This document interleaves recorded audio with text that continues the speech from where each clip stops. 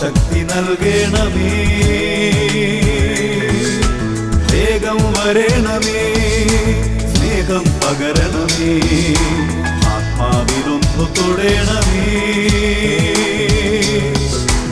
ആരാധനയെ യേശുവേ, ഹല്ലേലൂയ മാറാനാഥാ, ഹല്ലേലൂയ മാറാനാഥാ. Come, Lord Jesus. ഹല്ലേലൂയ. യേശുവേ സ്തോത്രം, യേശുവേ നന്ദി. മാറാനാത്ത ദൈവവചന ശുശ്രൂഷയിലേക്ക് യേശു ക്രിസ്തുവിൻ്റെ ധന്യനാമത്തിൽ നിങ്ങൾക്കേവർക്കും സ്വാഗതം. ഇന്ന് നമ്മൾ ചിന്തിക്കുന്ന വിഷയം പ്രായശ്ചിത്ത പ്രവർത്തികൾക്ക് ശക്തിയുണ്ട് എന്നതിനെക്കുറിച്ചാണ്. ദൈവവചനം കേൾക്കാൻ കർത്താവ് പ്രത്യേകം അംഗീകരിച്ച് മുദ്ര ചെയ്ത മണിക്കൂറുകളാണിത്. ഈ നിമിഷങ്ങളിൽ നമ്മുടെ കുടുംബത്തിൽ നിന്നും ഈ കാലങ്ങളൊക്കെയും നമ്മൾ അലട്ടിക്കൊണ്ടിരുന്ന തിന്മയും തിന്മയുടെ പീഡകളും വിട്ടുപോകട്ടെ. മലാക്കി പ്രവാചകന്റെ പുസ്തകത്തിൽ 4-ാം അധ്യായത്തിൽ 6-ാം തിരുലിഖിത പ്രകാരം പഠിപ്പിക്കുന്നു, ഞാൻ വന്ന് ദേശത്തെ ശാപം കൊണ്ട് നശിപ്പിക്കാതിരിക്കേണ്ടതിന് അവൻ പിതാക്കന്മാരുടെ ഹൃദയം മക്കളിലേക്കും മക്കളുടെ ഹൃദയം പിതാക്കന്മാരിലേക്കും തിരിക്കും. ഓ ദൈവമക്കളെ, നിങ്ങളുടെ ഹൃദയങ്ങൾ പിതാക്കന്മാരിൽ നിന്നും ഭിന്നിക്കപ്പെട്ടിരിക്കുന്ന ഒരു അന്തരീക്ഷത്തിലാണെങ്കിൽ ഇതാ ദൈവത്തിൻ്റെ ആത്മാവ് സൗഖ്യത്തിൻ്റെ തൈലം പുരട്ടി ഐക്യപ്പെടുത്തുന്ന മണിക്കൂറാണിത്.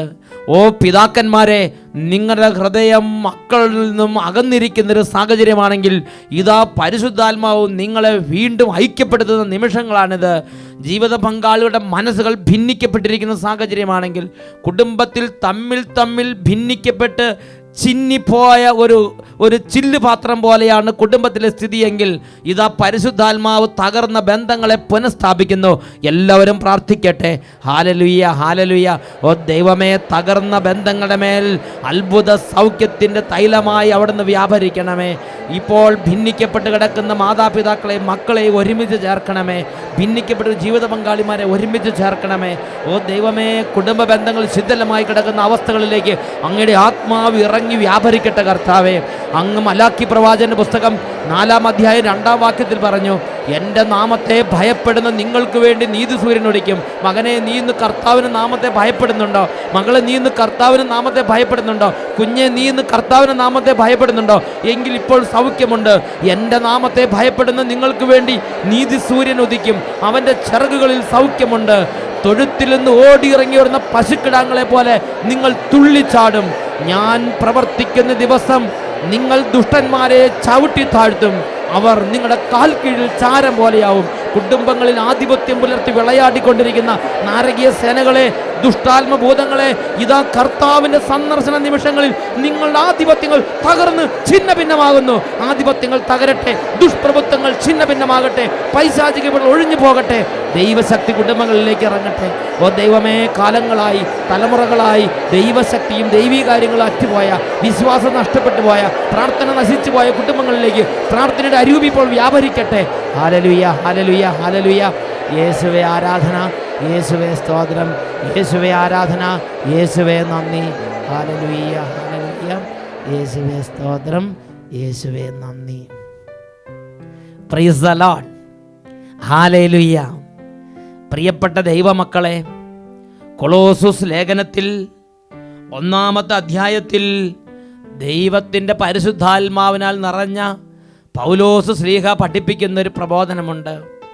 ദൈവത്തിൻ്റെ വചനം കൊളോസസ് ലേഖനം 1-ാം അധ്യായം 24-ാം തിരുലിഖിതം, നിങ്ങളെ പ്രതിയുള്ള പീഡകളിൽ ഞാൻ സന്തോഷിക്കുന്നു. സഭയാകുന്ന തൻ്റെ ശരീരത്തെ പ്രതി ക്രിസ്തുവിന് സഹിക്കേണ്ടി വന്ന പീഡകളുടെ കുറവ് എൻ്റെ ശരീരത്തിൽ ഞാൻ നികത്തുന്നു. നിങ്ങളെ പ്രതിയുള്ള പീഡകളിൽ ഞാൻ സന്തോഷിക്കുന്നു. ദൈവത്തിൻ്റെ ദാസൻ ദൈവത്തിൻ്റെ മക്കൾക്ക് വേണ്ടി ഏറ്റെടുക്കുന്ന ഓരോ പീഡകളിൽ ആഹ്ലാദിക്കുകയാണ്, അഭിമാനം കൊള്ളുകയാണ്. നിങ്ങളെ പ്രതിയുള്ള പീഡകളിൽ ഞാൻ സന്തോഷിക്കുന്നു. ഒരപ്പൻ ഒരമ്മ എന്ന നിലയിൽ മക്കൾക്ക് വേണ്ടിയുള്ള ഓരോ കഷ്ടതകളെ ഓർത്ത് അഭിമാനം കൊള്ളണം. മക്കൾക്ക് വേണ്ടി എടുക്കുന്ന ഓരോ ക്ലേശത്തെ ഓർത്ത് അഭിമാനം കൊള്ളണം. മാതാപിതാക്കൾക്ക് വേണ്ടി മക്കൾ എടുക്കുന്ന ഓരോ ക്ലേശത്തെ ഓർത്ത് അഭിമാനം കൊള്ളണം. ഇടവക മക്കൾക്ക് വേണ്ടി വികാരിച്ചന്മാർ എടുക്കുന്ന ഓരോ കഷ്ടതകളെ ഓർത്ത്, ഓരോ ത്യാഗത്തെ ഓർത്ത് അഭിമാനം കൊള്ളണം. നിങ്ങളെ പ്രതിയുള്ള പീഡകളിൽ ഞാൻ അതിയായി ആഹ്ലാദിക്കുന്നു, സന്തോഷിക്കുന്നു. ക്രിസ്തുവിന് തൻ്റെ സഭയാകുന്ന ശരീരത്തെ പ്രതി സഹിക്കേണ്ടി വന്ന പീഡകളുടെ കുറവ് എൻ്റെ ശരീരത്തിൽ ഞാൻ നികത്തുന്നു. യേശുക്രിസ്തുവിൻ്റെ സഭയാകുന്ന, യേശുക്രിസ്തുവിൻ്റെ ശരീരമാകുന്ന ഈ സഭയുടെ കറയും കളങ്കവും നീങ്ങിപ്പോകാൻ വേണ്ടി സ്വന്തം ശരീരത്തിൽ ത്യാഗം സഹിച്ച് കണ്ണുനീരൊഴുക്കുന്ന ഒരു ജീവിതത്തെക്കുറിച്ച് അഭിമാനിക്കുന്ന സ്ലീഹായെയാണ് കൊളോസ്സസ് ലേഖനം 1-ാം അധ്യായം 24-ാമത്തെ തിരുലിഖിതത്തിൽ നാം കാണുന്നത്. പ്രിയപ്പെട്ട ദൈവമക്കളെ, പ്രാർത്ഥിക്കുന്ന ഒരു ദൈവ പൈതലിൻ്റെ ത്യാഗ ജീവിതത്തിന് വിലയുണ്ട്. വിശ്വസിക്കുന്ന ഒരു വിശ്വാസിയുടെ ത്യാഗ ജീവിതത്തിന് വിലയുണ്ട്. ഒരു യേശുവിൻ്റെ ശിഷ്യൻ്റെ ത്യാഗത്തിന്, ഓരോ ത്യാഗത്തിനും, ഓരോ കണ്ണുനീരിനും വിലയുണ്ട് എന്നാണ് വിശുദ്ധ ലിഖിതം പഠിപ്പിക്കുന്നത്. ഞാനൊരു കാര്യം ഓർക്കുന്നുണ്ട്. വിശുദ്ധ ജോൺ മരിയ വിയാനി പുണ്യാളൻ്റെ ജീവിതത്തിൽ ഒരു സംഭവമുണ്ടായി. ജോൺ മരിയ വിയാനി പുണ്യാളൻ്റെ ജീവിതത്തിൽ ഒരുപാട് ആത്മാക്കൾ കൂട്ടം കൂട്ടമായി രക്ഷ പ്രാപിക്കുന്ന സാഹചര്യങ്ങളുണ്ടായി. അങ്ങനെ ഒരുപാട് പേര് അച്ഛൻ്റെ പള്ളി വരാൻ തുടങ്ങി. അവർ പൊട്ടിക്കരഞ്ഞ് കുമ്പസാരിക്കാൻ തുടങ്ങി. അവർ നന്നായി ബലിയർപ്പിക്കാൻ തുടങ്ങി. ഇങ്ങനെ ഒരുപാട് അത്ഭുതങ്ങളും ഒരുപാട് ദൈവിക മാനസാന്തരങ്ങളും വലിയ ഉണർവും ആ ഇടവകയിൽ സംഭവിക്കാൻ തുടങ്ങിയപ്പോൾ തൊട്ടടുത്തുണ്ടായിരുന്ന മറ്റൊരു വികാരിയച്ഛൻ ഈ ജോൺ വിയാനി പുണ്യാളനോട് ചോദിച്ചു, അച്ഛൻ ചെയ്യുന്നത് പോലെ ഞാനും പ്രസംഗിക്കുന്നുണ്ട്, അച്ഛൻ ചെയ്യുന്നത് പോലെ ഞാനും കുർബാന അർപ്പിക്കുന്നുണ്ട്, അച്ഛൻ ചെയ്യുന്നത് പോലെ ഞാനും ഇടവകയിൽ പ്രാർത്ഥനകളൊക്കെ നടത്തുന്നുണ്ട്. പക്ഷേ എൻ്റെ ഇടവകയിൽ ഈ മാനസാന്തരം ഒന്നും കാണാനില്ലല്ലോ. എൻ്റെ ഇടവകയിൽ ഇവിടെ ആളുകൾ പൊട്ടിക്കരഞ്ഞ് കുമ്പസാരിക്കുന്ന പോലെ വലിയ അനുതാപമോ പൊട്ടിക്കരച്ചിലോ ഒന്നും കാണാനില്ലല്ലോ. എന്താ അച്ഛൻ്റെ ഇവിടെ ഇത്ര പ്രത്യേകത? അപ്പോൾ ജോൺ മരിയ വിയാനി പുണ്യാളൻ ആ അച്ഛനോട് ചോദിച്ചു, അച്ഛൻ്റെ ഇടവകയിലെ ജനങ്ങൾക്ക് വേണ്ടി അച്ഛൻ എത്രമാത്രം ഉപവാസം എടുക്കുന്നുണ്ട്, അച്ഛൻ്റെ ഇടവകയിലെ ജനങ്ങൾക്ക് വേണ്ടി അച്ഛൻ എത്രമാത്രം പരിത്യാഗ പ്രവൃത്തി ചെയ്യുന്നുണ്ട്, അച്ഛൻ്റെ ഇടവകയിലെ ജനങ്ങൾക്ക് വേണ്ടി അച്ഛൻ എത്രമാത്രം മുട്ടുമ നിന്ന് പ്രാർത്ഥിക്കുന്നുണ്ട്, അച്ഛൻ ഒരു ദിവസം എത്ര മണിക്കൂർ കൈവിരിച്ച് പിടിച്ച് പ്രാർത്ഥിക്കും, അച്ഛൻ ഒരു ദിവസം എത്രമാത്രം നിന്ദനവും അപമാനവും ജനത്തിനു വേണ്ടി സഹിക്കുന്നുണ്ട്, എത്ര സഹനം ഈ ജനത്തിനു വേണ്ടി അച്ഛൻ ഏറ്റെടുക്കുന്നുണ്ട്. അപ്പോൾ ആ വികാരിയച്ഛൻ പറഞ്ഞു, അതൊന്നും എനിക്ക് വലിയ താല്പര്യമുള്ള കാര്യമല്ല. ഞാൻ പ്രാർത്ഥിക്കുന്നുണ്ട്, കുർബാന അർപ്പിക്കുന്നുണ്ട്, വചനം പ്രസംഗിക്കുന്നുണ്ട്, പക്ഷേ ഞാനിതുപോലുള്ള അനുഭവം ഒന്നും അവിടെ കാണുന്നില്ല. അപ്പോൾ വിയാനി പുണ്യാളനച്ഛൻ പറഞ്ഞു, അച്ഛൻ ഈ ജനത്തിന് വേണ്ടി കണ്ണുനീര് ഏറ്റെടുക്കുന്നില്ലെങ്കിൽ, അച്ഛൻ കണ്ണുനീരോടെ വിതയ്ക്കുന്നില്ലെങ്കിൽ ഇത്രയൊക്കെ തന്നെ പ്രതീക്ഷിച്ചാൽ മതി. കണ്ണീരോടെ വിതയ്ക്കുന്നവർ ആർപ്പോടെ കൊയ്യും, കണ്ണീരോടെ വിതയ്ക്കുന്നവർ ആർപ്പോടെ കൊയ്യും. ആത്മീയ കാര്യത്തിന് വേണ്ടി ഒരു തുള്ളി കണ്ണുനീര് നിന്റെ മുഖത്ത് നടന്നു വീണിട്ടുണ്ടെങ്കിൽ അത് ഫലം പുറപ്പെടുവിക്കാതെ മടങ്ങുകയില്ല എന്നത് നിശ്ചയം തന്നെ. പ്രിയപ്പെട്ട ദൈവമക്കളെ, പഴയ നിയമത്തിൽ യൂദത്തിന്റെ പുസ്തകത്തിൽ 9-ാം അധ്യായത്തിൽ 7-ാം വാക്യത്തിൽ ഒരു രംഗമുണ്ട്. യൂദത്തിന്റെ പുസ്തകം 9-ാം അധ്യായം 7-ാമത്തെ തിരുലിഖിതം. അസീറിയൻ സാമ്രാജ്യ ശക്തി ഇതാ വലിയൊരു വ്യാളത്തെ പോലെ ഇസ്രായേൽ ജനത്തെ വിഴുങ്ങാൻ വേണ്ടി പിളർന്ന് ഇതാ വായ്ക്കുള്ളിലേക്ക് എടുത്തുകൊണ്ടിരിക്കുകയാണ്.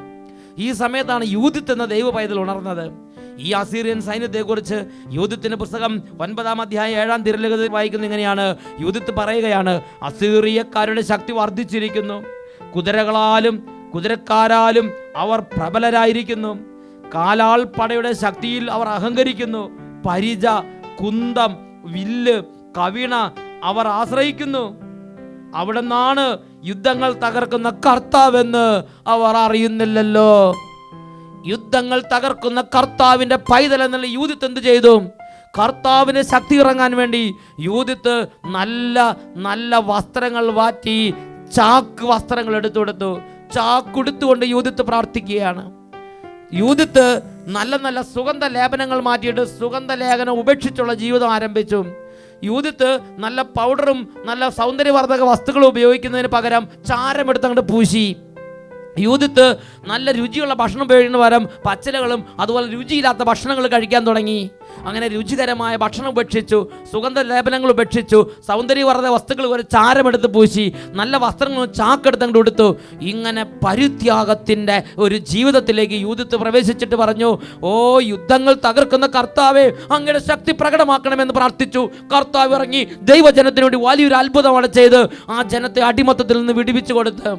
പ്രിയപ്പെട്ട ദൈവമക്കളെ, പ്രാർത്ഥിക്കുന്ന വ്യക്തികൾ, ദൈവത്തിൻ്റെ മക്കൾ ചില പ്രത്യേക കാലഘട്ടങ്ങളിൽ ദൈവത്തിൻ്റെ ശക്തി വ്യാപരിക്കുന്നത് കാണാതിരിക്കുന്ന സമയത്ത് ദൈവത്തിൻ്റെ ശക്തി വ്യാപരിക്കാൻ അതിനാനുപാതികമായി പ്രാർത്ഥനയുടെ എരിവ് കൂട്ടണം, തീഷ്ണത കൂട്ടണം. വേണ്ടി വന്നാൽ ശരീരത്തിൽ സഹിച്ചുകൊണ്ട് പ്രാർത്ഥിക്കണം, ശരീരത്തിൽ സഹിച്ചുകൊണ്ട് പ്രാർത്ഥിക്കണം. വിശുദ്ധ ജോൺ മരിയ വിയാനി പുണ്യാളൻ്റെ ഗുരുവായിരുന്ന ബെയ്ലി അച്ഛൻ, ആ അച്ഛൻ മരിക്കുന്ന സമയത്ത് മരിയ വിയാനി പുണ്യാളന് അടുത്ത് ചെന്നപ്പോൾ മരിയ വിയാനി പുണ്യാളൻ അച്ഛന് കൊടുത്ത സമ്മാനം എന്താണെന്നറിയോ? ആ അച്ഛൻ ജീവിതകാലം മുഴുവൻ ഉപയോഗിച്ചിരുന്ന ഒരു മുള്ളരഞ്ഞാണം ഉണ്ടായിരുന്നു. ശരീരത്തിന് വേദന വരുന്ന തരത്തിൽ ധരിച്ചിരുന്നൊരു മുള്ളരഞ്ഞാണം. ആ മുള്ളരഞ്ഞാണം, ആ പീഡന യന്ത്രം, ആ പീഡന ഉപകരണം ജോൺ വിയാനി പുണ്യാളന് കൊടുത്തിട്ട് പറഞ്ഞു, ഇതാണ് എൻ്റെ മരണനിമിഷങ്ങളിൽ തരാനിരിക്കുന്ന പ്രിയ ശിഷ്യന് തരാനുള്ള സമ്മാനം എന്ന് പറഞ്ഞാൽ കണ്ണുനീരോടെ പ്രാർത്ഥിക്കാൻ, വേദന സഹിച്ച് കർത്താവിന് ശുശ്രൂഷ ചെയ്യാനുള്ള ഒരു വലിയൊരു ആഹ്വാനം ആ വിശുദ്ധനായ ജോൺ വിയാനി പുണ്യാളിന് തൻ്റെ ഗുരു ബെയ്ലി അച്ഛൻ കൊടുക്കുകയാണ്. പ്രിയപ്പെട്ട ദൈവമക്കളെ, ഫ്രാൻസിസ് സേവ്യർ പുണ്യാളിൻ്റെ ജീവിതത്തിൽ എന്താണ് ഉണ്ടായത്? ഈ ഫ്രാൻസ് രാജ്യത്ത് മഹാപ്രതാപവാനായി വിലസിയിരുന്ന ഫ്രാൻസിസ് സേവ്യർ എന്ന പ്രൊഫസർ ഒരു കർത്താവിൻ്റെ ഒരു ശിഷ്യനായി മാറി ഈ ഇന്ത്യ മഹാരാജ്യത്തേക്ക് സുവിശേഷ വേലയ്ക്ക് വേണ്ടി വന്നു. അദ്ദേഹത്തിൻ്റെ ശരീരം അഴിയാതെ ഗോവയിൽ ഒരു ദേവാലയത്തിൽ ഇന്നും സൂക്ഷിക്കപ്പെട്ടിരിക്കുന്നത് നിങ്ങൾക്ക് അറിവുള്ള കാര്യമാണല്ലോ. അദ്ദേഹത്തെ ദൈവം അംഗീകരിച്ചൊരു അടയാളമാണ് ഇന്നും അഴിയാതെ ഇരിക്കുന്ന അദ്ദേഹത്തിൻ്റെ ശരീരം.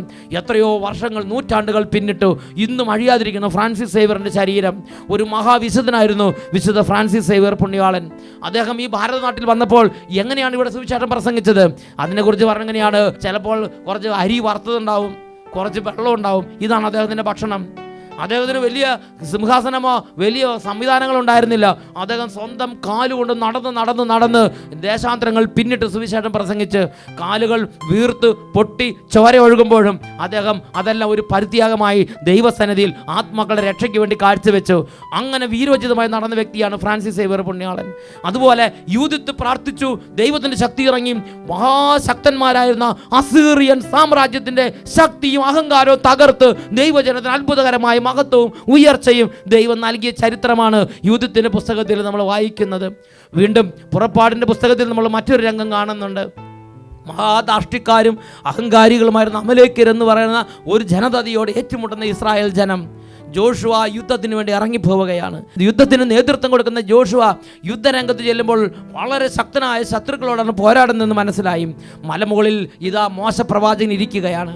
മലമുകളിൽ മോശ പ്രവാചകൻ ഇരുന്നു കൊണ്ട് ഈ ജനത്തിന് വേണ്ടി കൈ ഉയർത്തി പ്രാർത്ഥിക്കുകയാണ്. ഒരു പ്രത്യേകതരം പ്രതിഭാസം പുറപ്പാടിൻ്റെ പുസ്തകം 17-ാം അധ്യായം 11-12 വാക്യങ്ങളിൽ കാണാൻ സാധിക്കും. മോശ കരങ്ങൾ ഉയർത്തിപ്പിടിച്ചിരുന്നപ്പോഴെല്ലാം ഇസ്രായേൽ ജനം വിജയിച്ചിരുന്നു.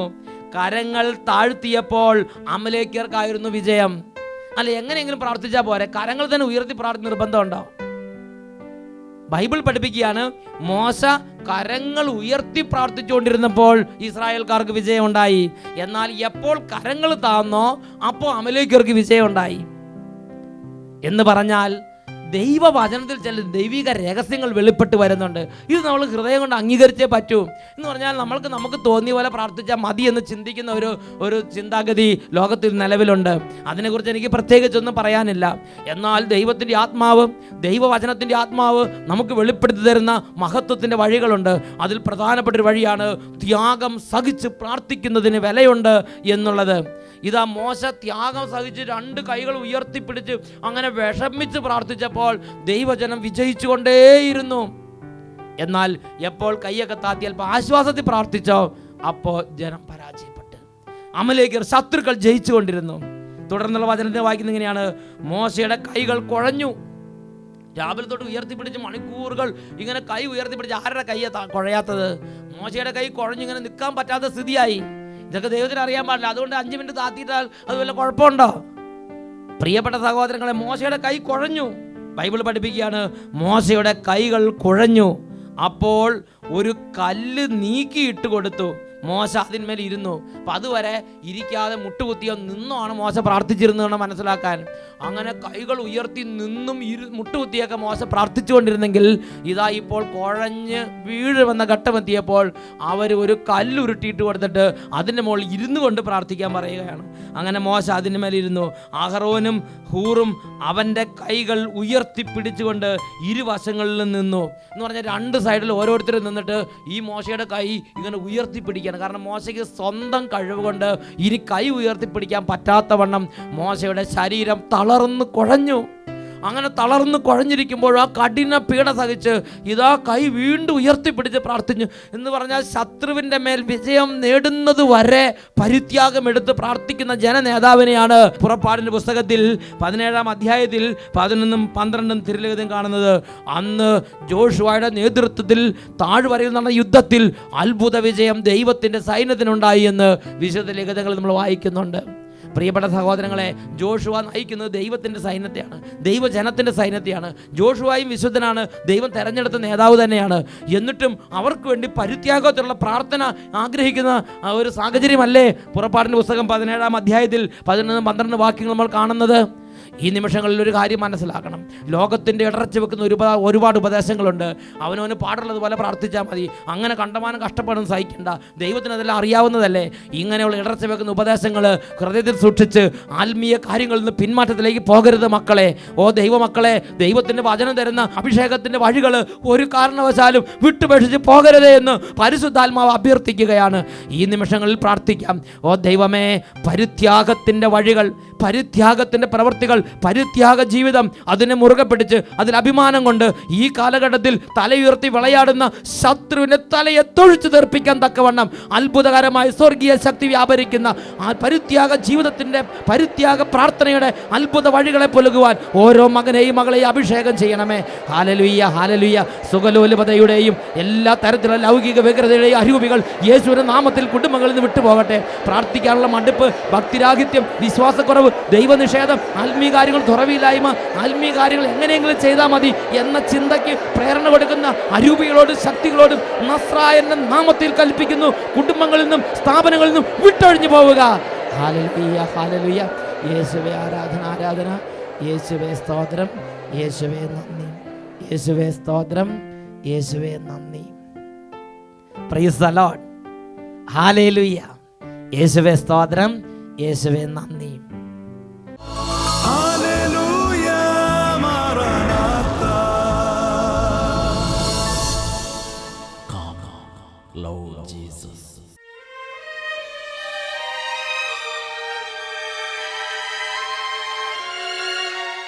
സ്വർഗീയ രാജാവായ യേശു കർത്താവ് ദിവ്യകാരുണ്യ രൂപനായി ഇതാ നമ്മുടെ മധ്യത്തിൽ. ഈ നിമിഷങ്ങളിൽ പൗരോഹിത്യത്തിൻ്റെ അധികാരം ഉപയോഗിച്ച് ഓരോ കുടുംബങ്ങളെയും ആശീർവദിച്ച് പ്രാർത്ഥിക്കുകയാണ്. 2 കരങ്ങളും കർത്താവിൻ്റെ സന്നിധിയിലേക്ക് നമുക്ക് ഉയർത്താം. കർത്താവായ യേശുവിൻ്റെ അത്ഭുത ശക്തി ഇപ്പോൾ വ്യാപരിക്കുന്നു. ഓ ദൈവമേ, കുടുംബങ്ങളിൽ തലമുറയുള്ള ശാപങ്ങൾ പൗരോഹിത്യത്തിൻ്റെ അധികാരം ഉപയോഗിച്ച് അഴിച്ച് വിടിവിച്ച് പ്രാർത്ഥിക്കുന്നു. കുടുംബങ്ങളിൽ തലമുറയുള്ള പരാജയങ്ങളെയും തകർച്ചകളെയും എല്ലാ രോഗത്തിൻ്റെ ആധിപത്യങ്ങളെയും പാരമ്പര്യ രോഗങ്ങളെയും യേശുവിൻ്റെ നാമത്തിൽ പൗരോഹിത്യ അധികാരത്തിൽ ബന്ധിച്ച് കെട്ടി ബഹിഷ്കരിച്ച് പ്രാർത്ഥിക്കുന്നു. സൗഖ്യമില്ലാത്ത രോഗത്തെ പൗരോഹിത്യ അധികാരം ഉപയോഗിച്ച് ആശീർവദിച്ച് രോഗത്തിൻ്റെ കെട്ടുകളഴിച്ച് പ്രാർത്ഥിക്കുന്നു. ശത്രുപീഡകളെയും ദുഷ്ടാരൂപിയുടെ ശല്യങ്ങളെ യേശുവിൻ്റെ നാമത്തിൽ ബന്ധിച്ച് കെട്ടി പ്രാർത്ഥിക്കുന്നു. ഈ കുടുംബങ്ങളിൽ വരുന്ന കുഞ്ഞു മക്കൾക്കുണ്ടാകുന്ന എല്ലാ അനർത്ഥങ്ങളും യേശുവിൻ്റെ നാമത്തിൽ പൗരോഹിത്യ അധികാരം കൊണ്ട് ബന്ധിച്ച് കെട്ടുന്നു. ദൈവമേ, ഈ കുടുംബങ്ങളിൽ ജോലിക്ക് തടസ്സങ്ങളും വിവാഹത്തിൻ്റെ തടസ്സങ്ങളും യേശുവിൻ്റെ നാമത്തിൽ വിട്ടുമാറി പോകട്ടെ എന്ന് പ്രാർത്ഥിക്കുന്നു. Hallelujah, hallelujah, hallelujah, hallelujah. യേശുവേ ആരാധന, ആരാധന, ആരാധന. യേശുവേ സ്തോത്രം, യേശുവേ നന്ദി. ഹല്ലേലൂയ, മാറാനാത്ത.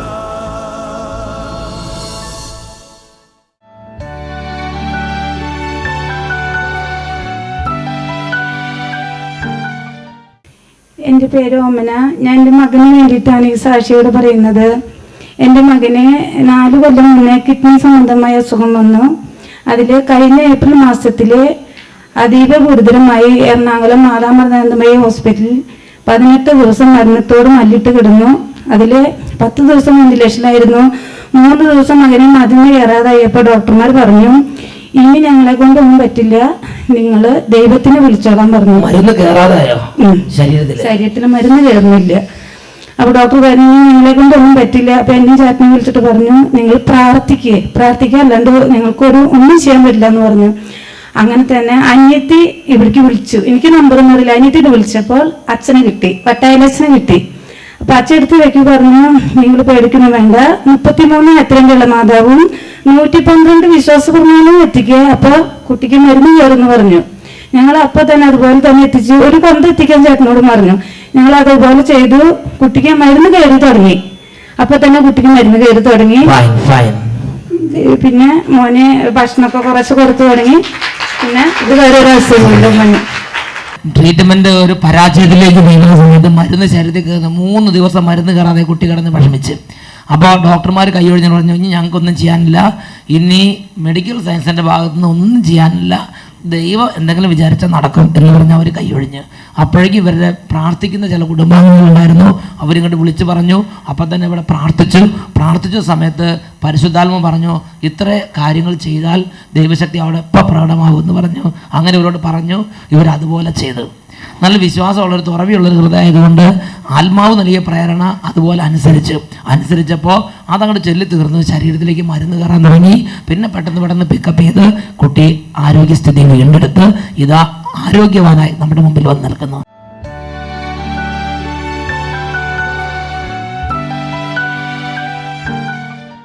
എൻ്റെ പേര് രഞ്ജിത്ത് റാഫേൽ. ഞാൻ തൃശ്ശൂരിൽ നിന്ന് വരുന്നു. എൻ്റെ കല്യാണം കഴിഞ്ഞ് 3 കൊല്ലം ഉണ്ടായിരുന്നു. കുട്ടികളൊന്നും ഉണ്ടായിരുന്നില്ല. ഞാൻ ഭാര്യ ദുബായിലാണ് വർക്ക് ചെയ്യുന്നത്. കഴിഞ്ഞ ലീവിൽ വന്നപ്പോൾ ഇവിടെ ധ്യാനം കൂടിയിട്ടുണ്ടായിരുന്നു 5 ദിവസത്തെ. അപ്പോൾ അച്ഛൻ്റെ വക പ്രത്യേക പ്രാർത്ഥനയൊക്കെ ഉണ്ടായിരുന്നു. കഴിഞ്ഞ മാസം ദൈവങ്ങളുടെ മകളെ തന്ന് ഞങ്ങൾ അനുഗ്രഹിച്ചു. കഴിഞ്ഞ വർഷം ഇവിടെ ധ്യാനത്തിന് വരുമ്പോൾ തൃശ്ശൂർ എന്നുള്ള ഈ രഞ്ജിത്ത് റാഫേലിനും കുടുംബത്തിനും അവർക്ക് കല്യാണം കഴിച്ച് 3 വർഷമായിട്ട് മക്കളില്ലാത്ത സ്ഥിതിയിലാണ് കഴിഞ്ഞ വർഷം ഇവിടെ ധ്യാനത്തിന് വന്നത്. ആ ധ്യാന ദിവസങ്ങൾ അവർ നന്നായിട്ട് പ്രാർത്ഥിച്ചു. ഇവിടെയും മക്കളില്ലാത്ത കുടുംബങ്ങൾക്ക് ആ തടസ്സങ്ങൾ മാറട്ടെ എന്ന് പറഞ്ഞ് വെഞ്ചരിച്ച് പ്രാർത്ഥിച്ചു. കൗൺസിലിങ്ങിൻ്റെ സമയത്ത് പ്രാർത്ഥിച്ചു. പ്രാർത്ഥനയുടെ ഫലമായി ഇതാ ഒരു മെസ്സേജ് കർത്താവ് കൊടുത്തു. അടുത്ത വർഷം ഈ സമയമാകുമ്പോൾ നിങ്ങളുടെ ഈ പ്രശ്നത്തിൽ കർത്താവ് ഇടപെട്ട് ഒരു കുട്ടീനെ തന്ന് അനുഗ്രഹിക്കും. അത് പ്രകാരം ഇതാ ഒരു കുഞ്ഞിനെ കർത്താവ് ഇവർക്ക് ദാനമായി നൽകി. ഇപ്പോൾ ഇവർക്ക് ഒരു കുട്ടി ജനിച്ചു കഴിഞ്ഞു. ഒരു നല്ലൊരു പെൺകുട്ടി കർത്താവ് ഇവരൊക്കെ കൊടുത്ത് ഇവരുടെ കുടുംബത്തെ അനുഗ്രഹിച്ച്. എന്തൊരു സന്തോഷമില്ലാതെ ഇങ്ങനെ സന്തോഷം, നല്ല സന്തോഷത്തോടെ കൈയടിച്ച് പവർ